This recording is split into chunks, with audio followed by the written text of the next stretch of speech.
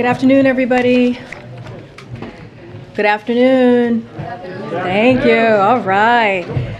Today we have Jake Sullivan, the President's National Security Advisor. Jake is here to preview the President's upcoming trip to the Middle East, where he will build on a new and more promising chapter of America's engagement in the region.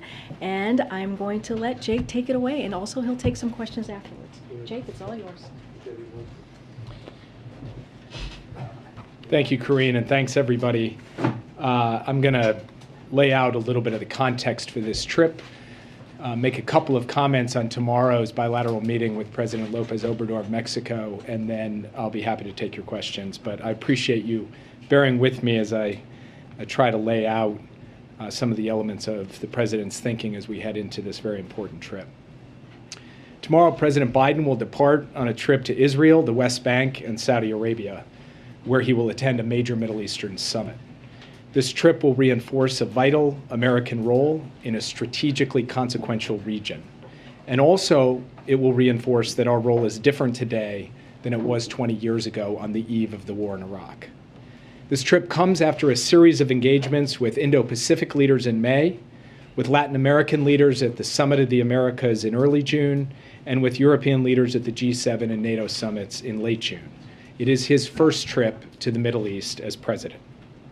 It is precisely because the world is becoming more geopolitically competitive, especially in the Indo-Pacific and Europe, that we need to remain intensively engaged in the Middle East. The Middle East is deeply interwoven with the rest of the world. And if we act now to create a more peaceful and stable region, it will pay dividends for the American national interest and for the American people for years to come. President Biden's fundamental objectives when it comes to the Middle East are straightforward. A region with more stability and fewer wars that could draw the United States in. A region that is less hospitable to terrorism that threatens Americans. A region that is helping address global energy security at a moment when Russia's war against Ukraine is roiling global energy markets. A region where no foreign power can dominate or gain strategic advantage over the United States. A region that is making progress towards greater human rights and greater human dignity. And despite ongoing challenges, the Middle East President Biden will be visiting is more stable than the one we inherited 18 months ago. We inherited a war in Yemen that was causing widespread death and suffering. We now have had more than 3 months of a ceasefire in Yemen, the longest peace in 7 years. In Iraq, we kept up pressure on ISIS, significantly degrading their capabilities, including by taking out its emir, allowing us to end the U.S. combat mission and transition our military presence in Iraq to focus on training Iraqis. We've reunited our partners to ensure that it's Iran, not the United States, that is isolated until it returns to the nuclear deal. And the frequency of Iranian-sponsored attacks against our forces in Iraq and Syria has dropped dramatically. We've reestablished diplomatic ties with the Palestinians that had basically severed under our predecessor.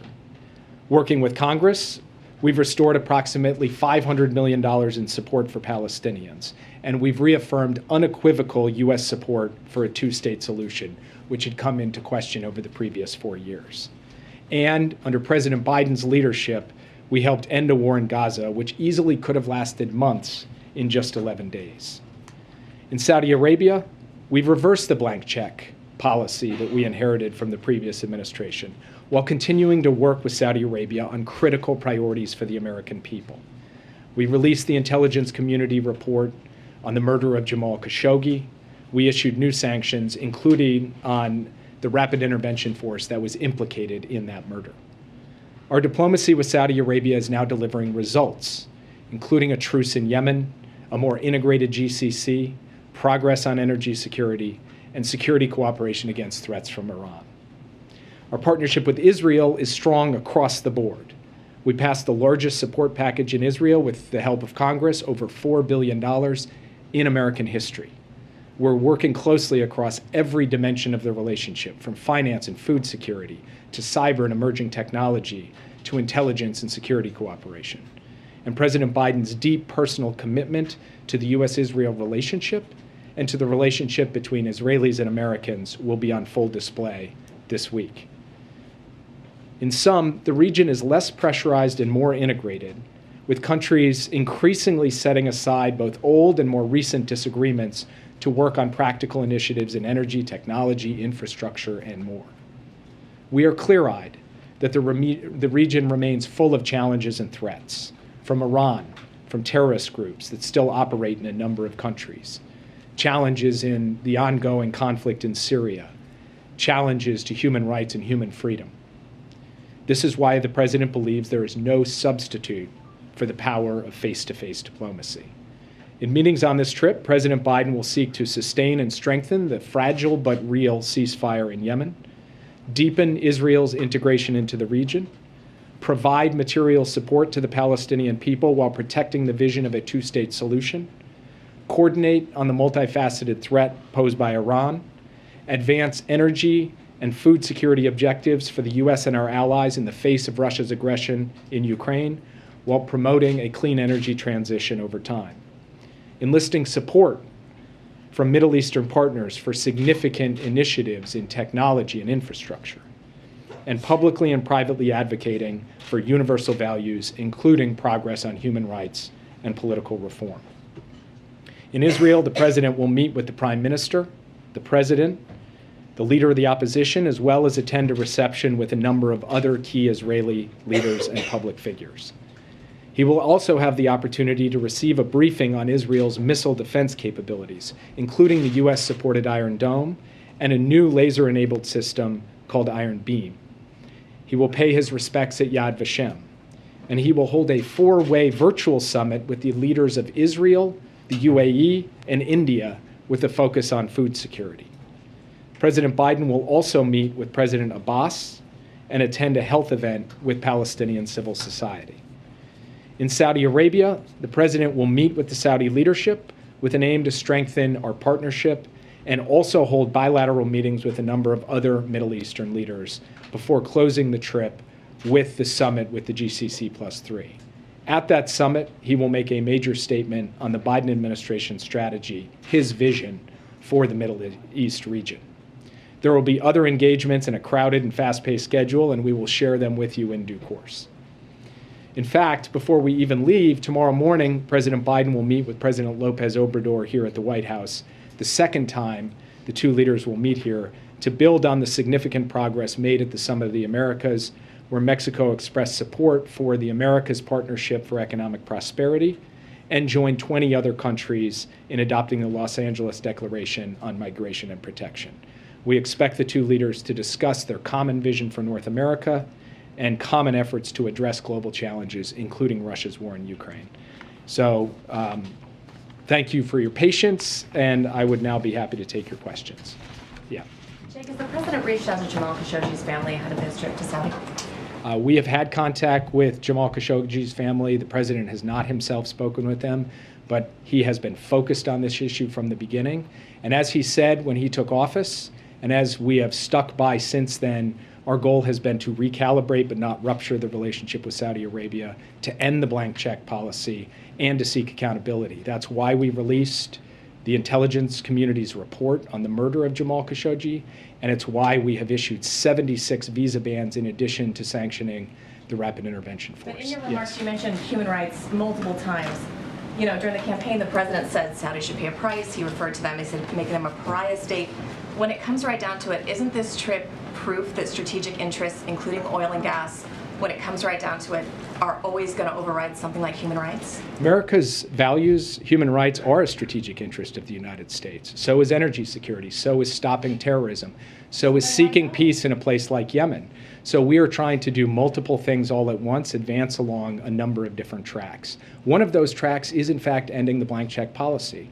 And as I said before, the basic thrust and purpose of our policy with respect to Saudi Arabia has been to recalibrate the relationship, but not rupture it. We have stayed true to that from the beginning of this administration.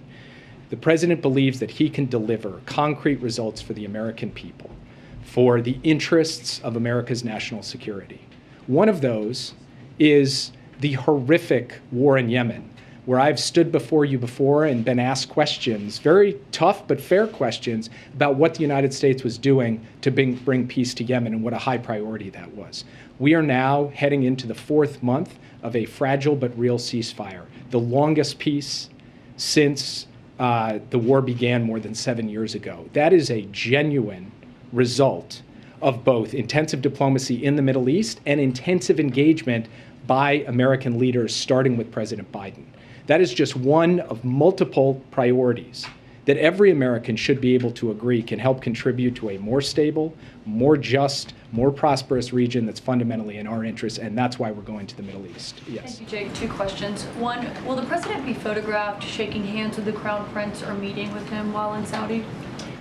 The president will have the opportunity to have a bilateral program that will involve the king, the Crown Prince, other ministers of the Saudi government, and in terms of the precise modalities, I'll leave that to the folks who are actually organizing the trip. And as you've been planning this trip, has the president expressed any regret for the language that he used to describe Saudi Arabia on the campaign trail? The president has not expressed regret about his statements. What the president has been focused on is his view that the United States has important interests to advance and protect, including in partnership with Saudi Arabia. And among other things, we have to work on increasing the prospect for peace in the region, for Israel's integration into the region, for the war in Yemen, as I mentioned before, for energy and food security, and for many other things. And he also has a long and consistent record going back to his days as senator, including his years as vice president, including his time as president, where human rights is going to remain a feature of his agenda and an important feature of his agenda, and it will be on display while we're on this trip as well. Yes. Thanks, Jake.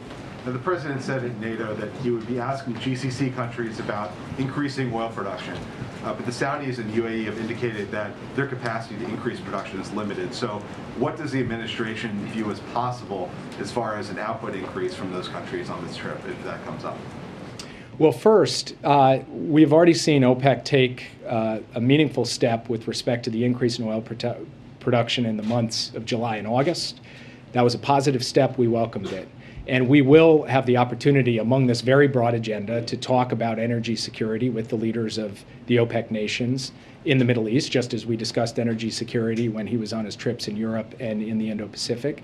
And we will see what results come from that. Ultimately, that will be up to the OPEC countries to determine. And so I don't have anything to say from this podium right now because those discussions are best confined behind closed doors. But we do believe there is a capacity for further steps that could be taken, and we will see how that unfolds as we go. So you're not asking them for a specific figure?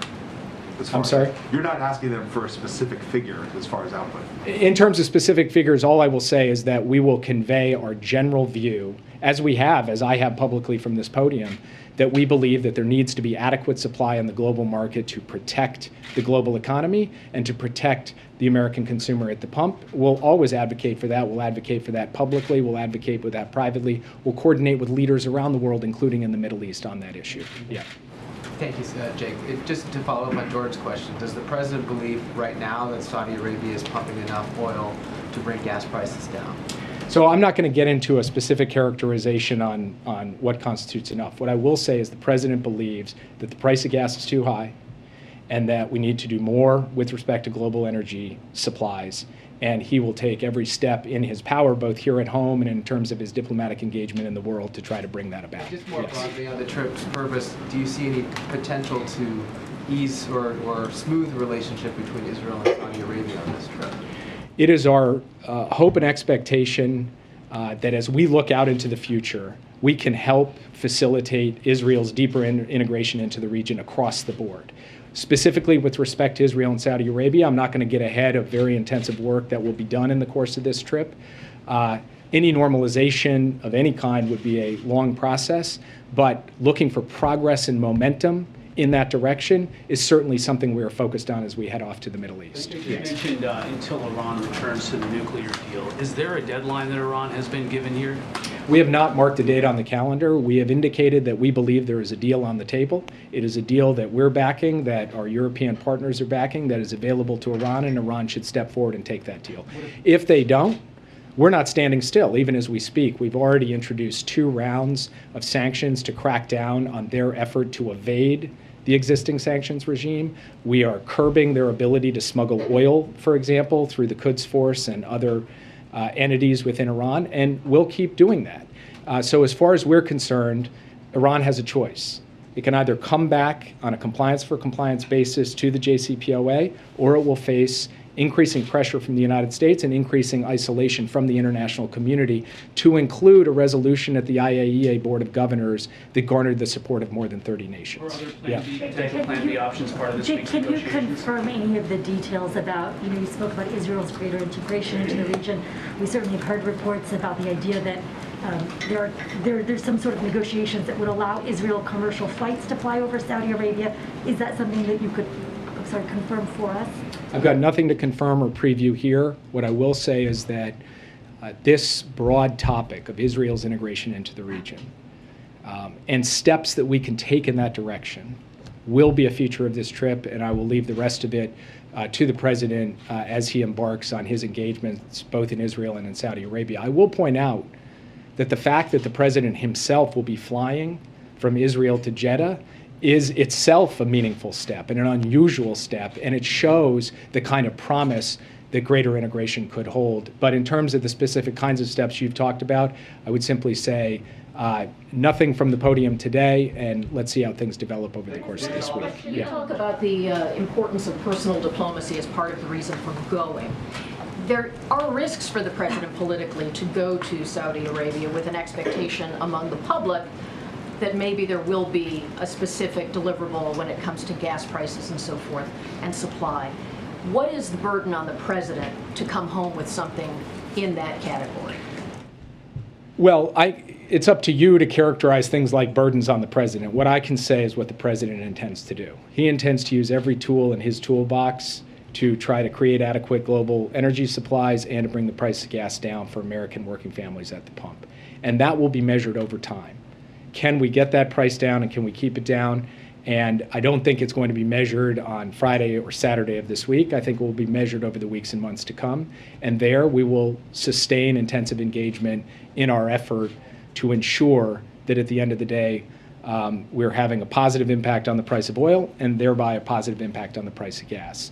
And I think the president sees this as an important component of his engagement, not just in the Middle East, but in his previous summits as well, and as one component of a broader agenda that includes peace, security, technology, preventing a nuclear Iran, and so much else that I've described today. Yeah. Jake, thanks for this. Is the administration considering lifting its ban on offensive weapon sales to Saudi Arabia, dependent on progress that the country makes with its war, ending its war with Yemen?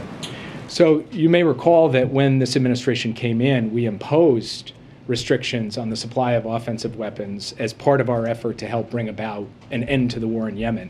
And right now, there's nothing on the table to lift that ban.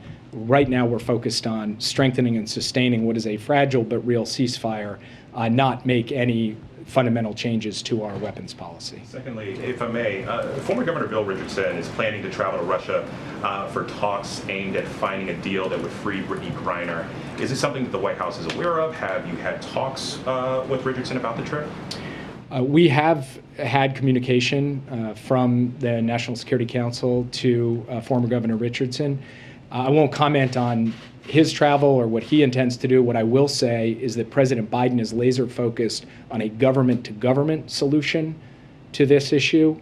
As he indicated to Brittany Griner in the letter that he wrote to her, we are working directly with the Russian government through appropriate channels to try to bring a speedy resolution, not just to her case, but to Paul Whelan's case as well. And we will continue to work until those two unjustly detained Americans and all unjustly detained Americans and hostages are home safely. Yeah. Does the president plan to directly bring up the murder of Jamal Khashoggi in his meeting with that will include the crown prince? So I'm not going to characterize what the president will say privately in those sessions. I'll let the president do that. Have the opportunity to have his engagement on human rights related issues and other issues. And then, of course, you'll have the opportunity to ask him about that after the trip occurs. Yes. Is Ukraine losing the war now, Jake? Is Ukraine losing the war? Sorry, I'll come back to you on that question, but I think just so that I'm keeping regular order and not letting people just shout, we'll come. But before we end the briefing, I'll come to you. Yeah. Thanks, Jake. As the president goes to the Middle East, simultaneously, U.S. senators should be briefed on the importance, national security-wise, of investing in semiconductor production in the U.S. If we don't pass that, what does that say to Israel and Saudi Arabia and other allies? What are the risks that we're inviting, and does it set the president's agenda in the Middle East back? The national security stakes for passing this Bipartisan Innovation Act, what's called USICA in the Senate and competes in the House, are very high.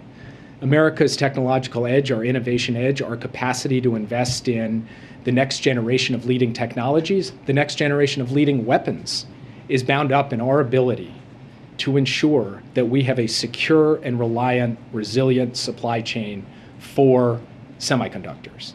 And that means getting the kinds of incentives and structures in place to increase semiconductor manufacturing, including the most sophisticated chips here in the United States. That's why there's bipartisan support for this bill. That's why Democrats and Republicans have both rallied around the notion that for us to compete effectively with China, for us to be able to get the javelins to Ukraine that we need to get to them, there are more than 20 semiconductors in every single javelin, we need this bill. And it has been disappointing to us that Leader McConnell has been playing politics with national security. There are both Republicans and Democrats who are willing to step up and pass this, and we believe it should happen Should fast. the House just pass the Senate bill and get it over with?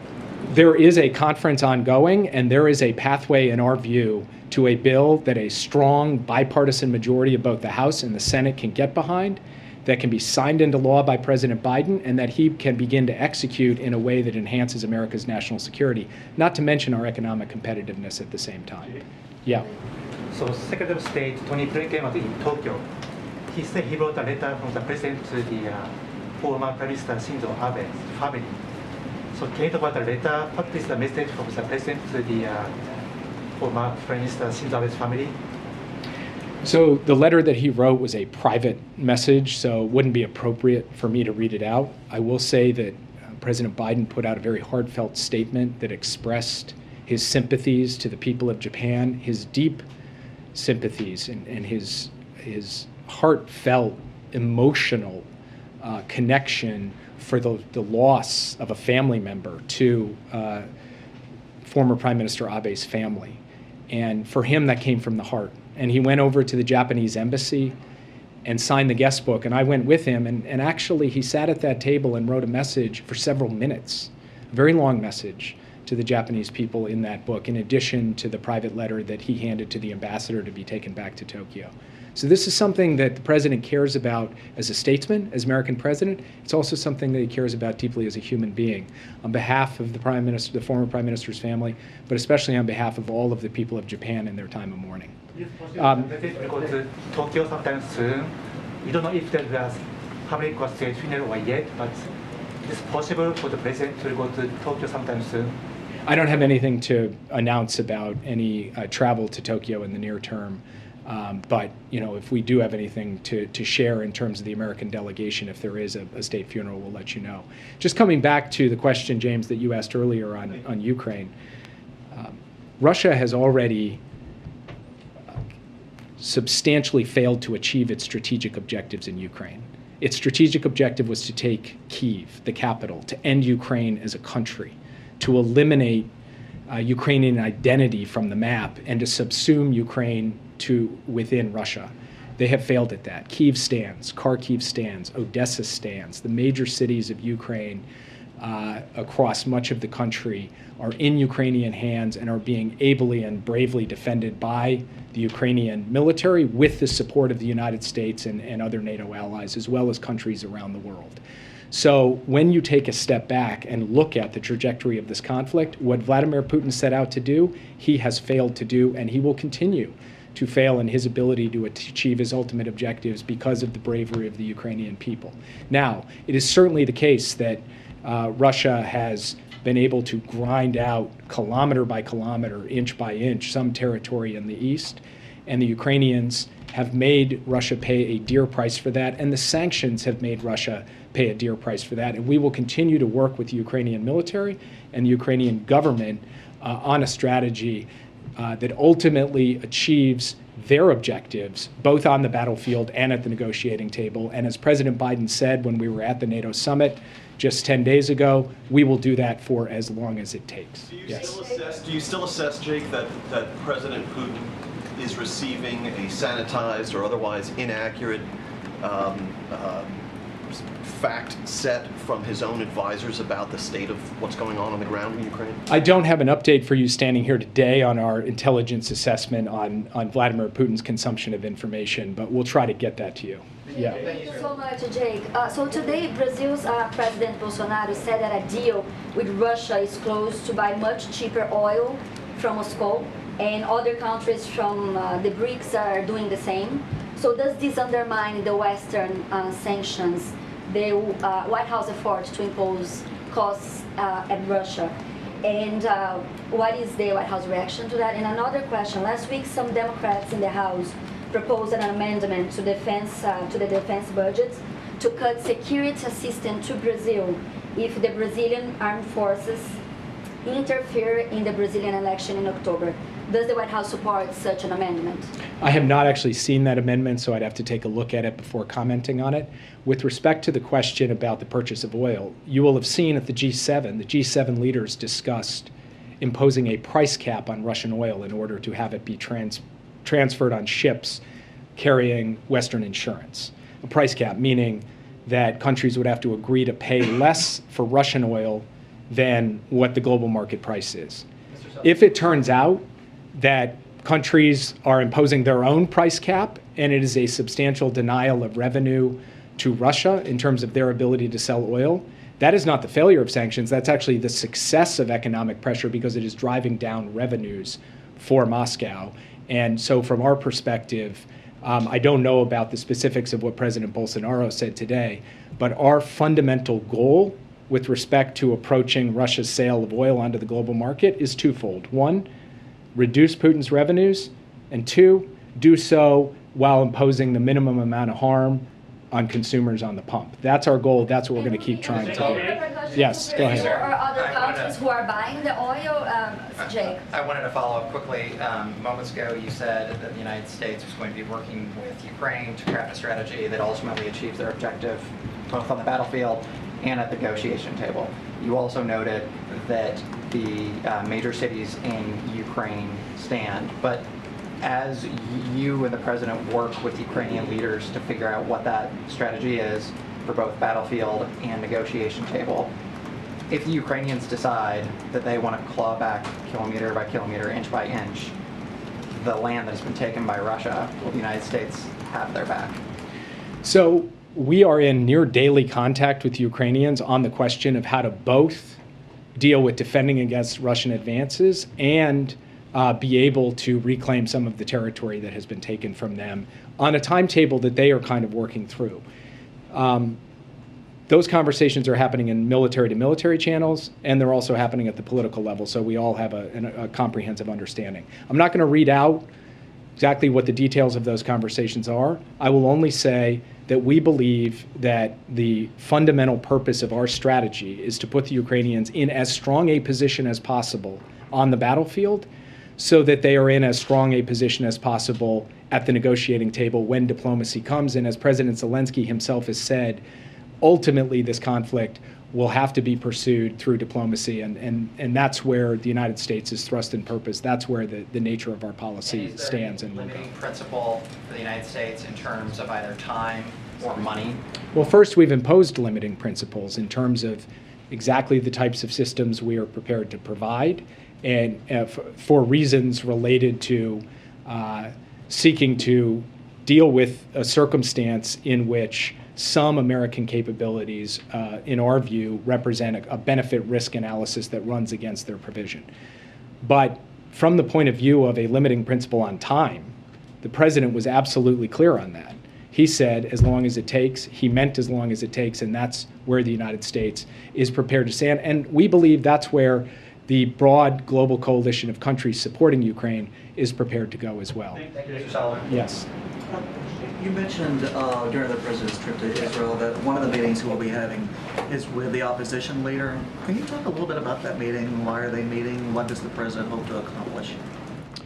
So it's a standard protocol for an American president to meet with leaders across the Israeli political spectrum. And the reason is simple. It's because the president, this president and previous presidents have wanted to display that the relationship between the United States and Israel transcends politics. It transcends parties. It doesn't matter who's in charge in Washington or who's in charge in Israel. What matters is that we have a foundational ironclad commitment to the security of the state of Israel and that our two peoples are joined in a common vision for the future. That's what he's going to want to put on display, and that is the message that he will convey through the totality of his meetings in Israel. Yeah. Last question, and then you mentioned earlier that Russia had failed to achieve its objectives, in particular taking Kyiv. Are you confident then that even if this war extends months, years in the future, that Russia will not be able to take Kyiv? So we do have confidence that the bravery of the Ukrainians and the support of the West to Ukraine will enable Ukraine to effectively defend and sustain its capital. And I would also point out, when I talked about the severe costs that Russia has had to endure on the battlefield as it tries to grind out territory in the east, this is coming at a cost to the sustainment of its own weapons. And I'll just give you one example before I leave, which is an example that I think is pretty newsworthy and noteworthy. And that is that our information indicates that the Iranian government is preparing to provide Russia with up to several hundred UAVs, including weapons-capable UAVs, on an expedited timeline. Our information further indicates that Iran is preparing to train Russian forces to use these UAVs, with initial training sessions slated to begin as soon as early July. It's unclear whether Iran has delivered any of these UAVs to Russia already, but this is just one example of how Russia is looking to countries like Iran for capabilities that are also being used, I might add, or have been used before we got the ceasefire in place in Yemen, to attack Saudi Arabia. So from our perspective, we will continue to do our part to help sustain the effective defense of Ukraine and to help the Ukrainians show that the Russian effort to try to wipe Ukraine off the map cannot succeed. And I'll leave you guys. Thanks, guys. Thanks, Jake. Thank you. Okay. I have a few things at the top.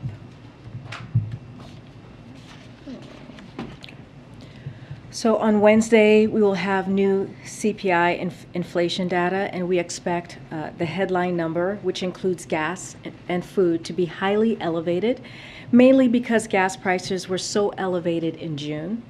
Gas and food prices continue to be heavily impacted by the war in Ukraine, and there are a few important points to keep in mind when we get this backwards-looking data.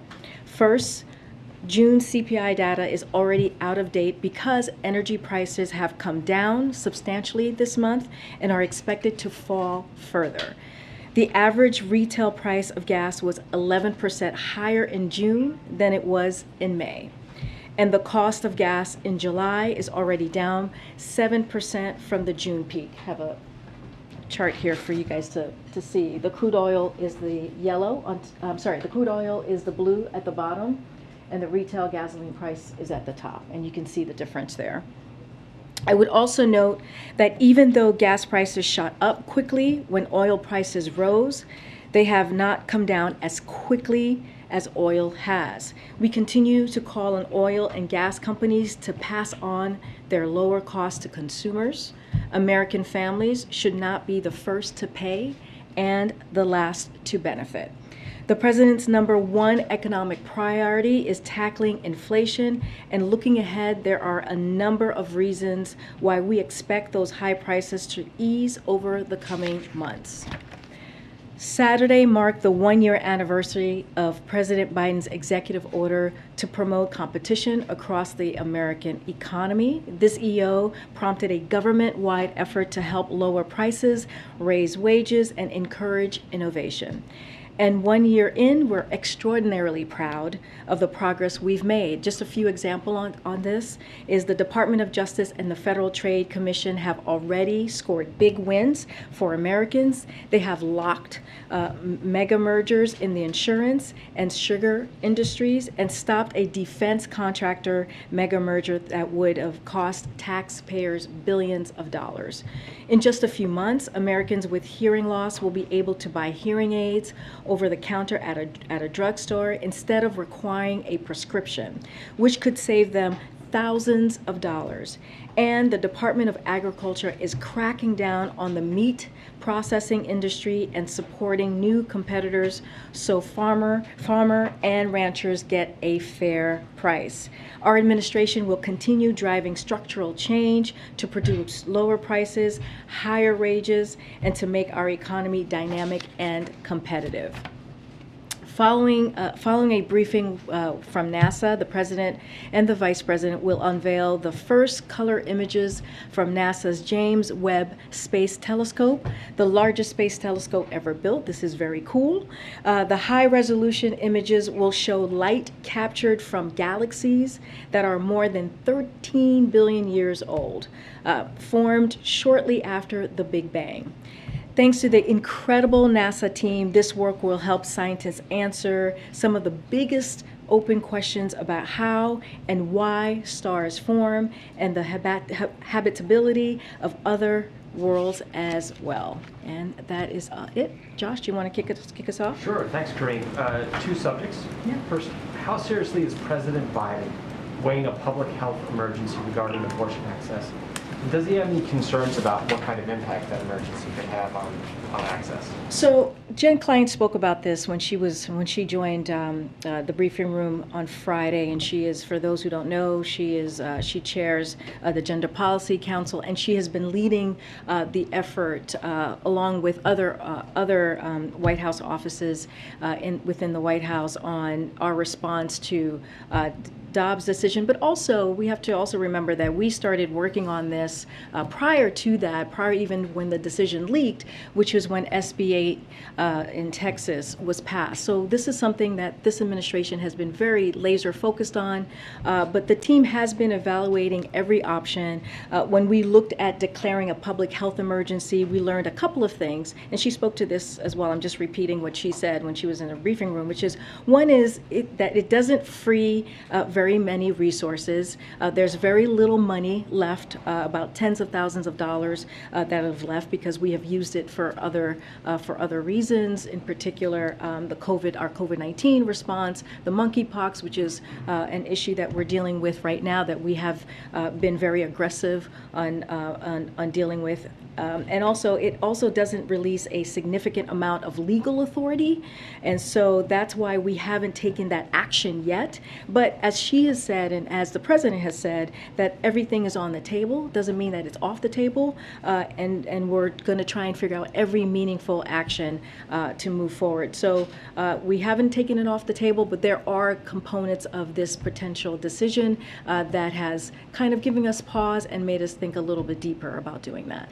And secondly, what's your message to gun control groups who say that today's event here at the White House was premature given the additional efforts that they say are necessary? So one of the things that I'll say about that is, so the president clearly welcomed the bipartisan bill on gun reform, and he was proud to sign it. We had more than 2,000 people out on the South Lawn, many from different parts of the community, many families who have suffered from gun violence personally, lost some loved ones, and folks who have been fighting for gun reform for a very long time, and also legislators and congressional members. And so while he has been proud to sign sign the bill. He understands that more can be done. He spoke about that in his speech today, in his remarks, specifically talking about banning the assault weapon, something that he led back in 1994, which sunset 10 years later. This is something that he is still going to continue to fight for, high capacity magazines. But we do believe, and the president does believe, that the bipartisan legislation that he signed today on gun reform will start to save lives. And when you think about the red flag laws, when you think about how that, when it is enacted, it has been effective. When you look at Democratic states and red state, it has been effective. When you think about this so-called the boyfriend loophole, those things will help to save lives. Do we need to do more? Absolutely, and he's going to continue to do everything that he can, and remembering that this is the president that has done more using executive action to deal with gun violence than any other president at this time in their administration. Karine, one question, or two questions, but one question on the trip. Does the president plan to hold a press conference after his meetings with the Saudis?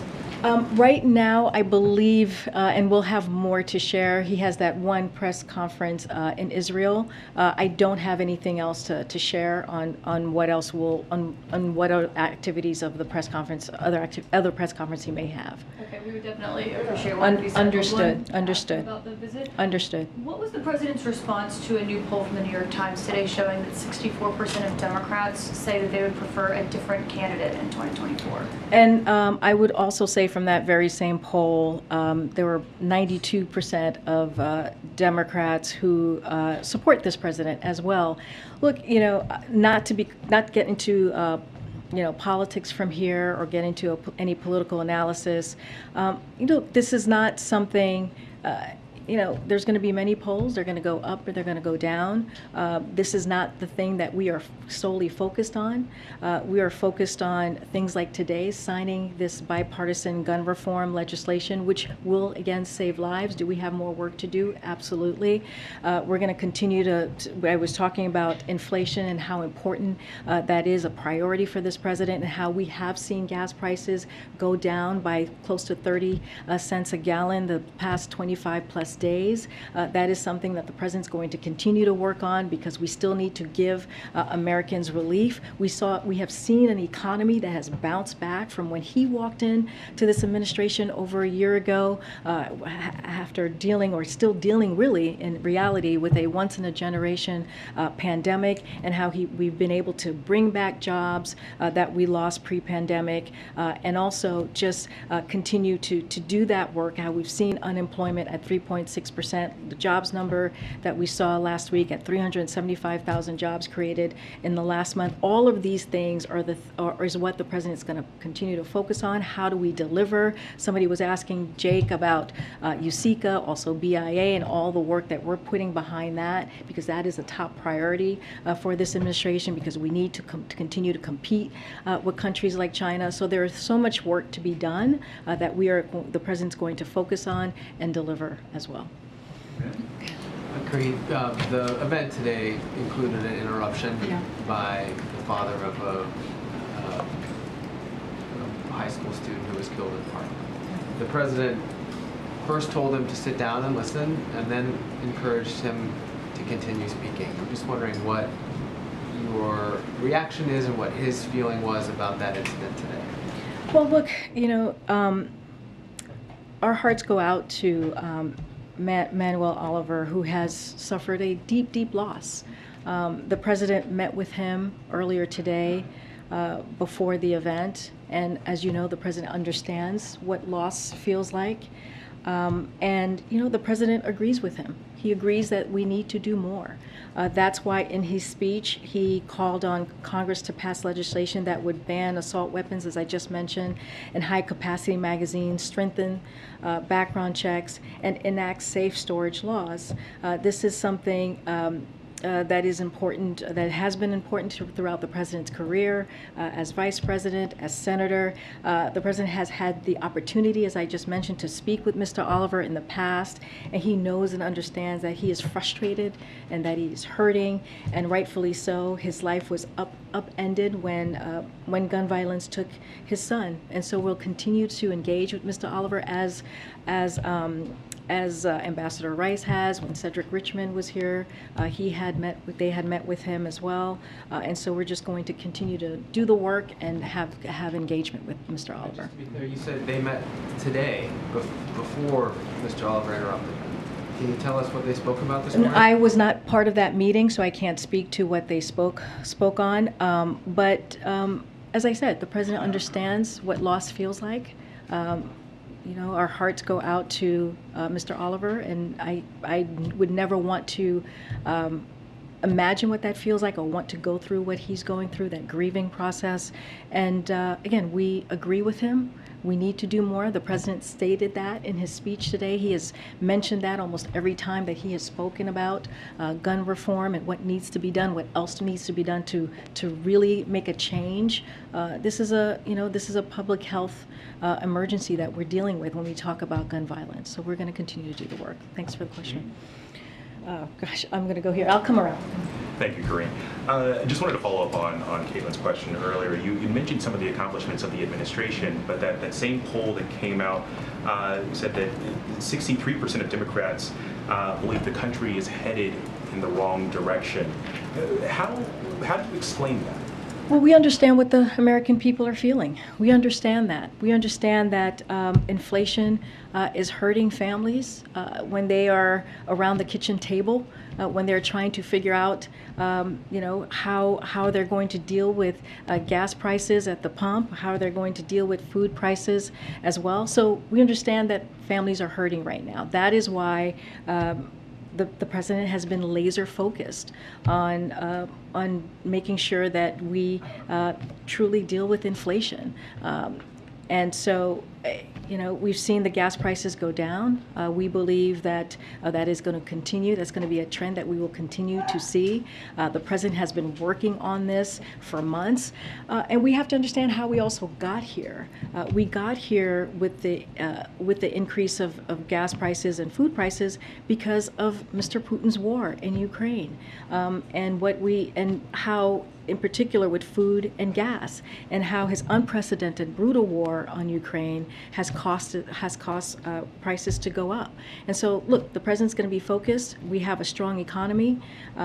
We are going to, as we're talking about inflation, our plan right now is to do that transition from the growth that we've seen in the economy to a more stable and steady growth.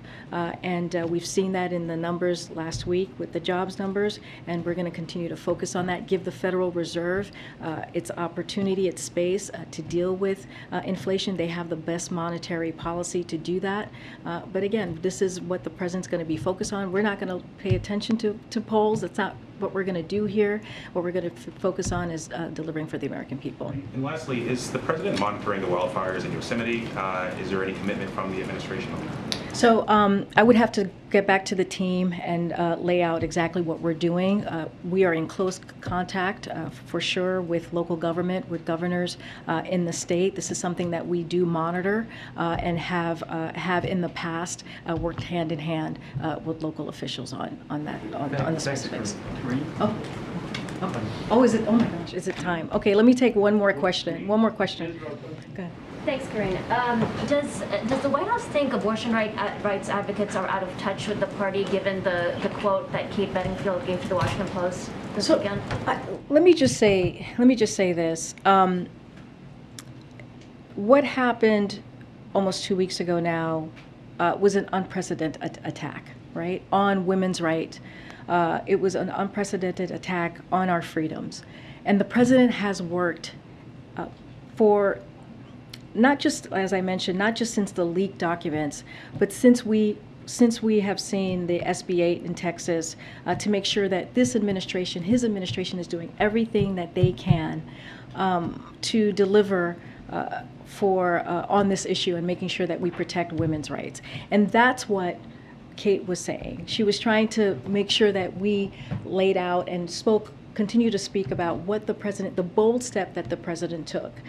So we were responding to criticism in that particular article. That's what we were responding to. And we were responding to some activists and what they were saying in that article. And so we were trying to be very specific in that as well. But to say that the president has not been passionate, to say that this president has not been focused is just not true. And even when Jen Klein was here after the president signed the executive order, she talked about NARAL, she talked about Planned Parenthood and how they welcomed the steps that we took and what we are delivering on. Now, is there going to be more work and more work to do? Absolutely. And lastly, I will say, and then we have to go because you all have to gather, is that the president has always been honest about what needs to be done and what he believes needs to be done. Yes, we're going to continue to do the work in the administration, but really, Americans have to take it to the ballot. They have to make sure their voices are heard. And he also said, keep protesting peacefully, but also make sure that you take action and ask Congress to take action. And so that's what we were speaking to, and that's what the comments were all about, and we're going to continue to work on behalf of the American public. Thank you, everybody.